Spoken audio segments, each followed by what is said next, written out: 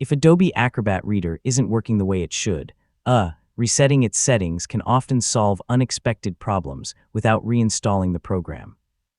In this tutorial, I'll show you how to reset Adobe Acrobat Reader settings safely on both Windows and Mac. Let's jump right in. Before making any changes, completely close Adobe Acrobat Reader. If it's still running in the background, end the process using Task Manager on Windows or Force Quit on Mac. Adobe Acrobat Reader stores most of its settings in a Preferences folder.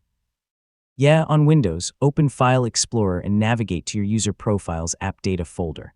On Mac, open the Library folder inside your user account and locate the Acrobat Preferences.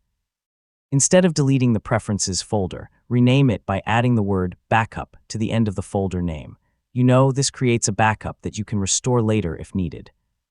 Now open Adobe Acrobat Reader. So since the original Preferences folder isn't available, the application automatically creates a new one using its default settings. Open the application preferences and check whether your settings have returned to their defaults. If the issue has been resolved, keep using the new configuration. If not, you can restore the backup folder you created earlier, and that's how to reset Adobe Acrobat Reader settings.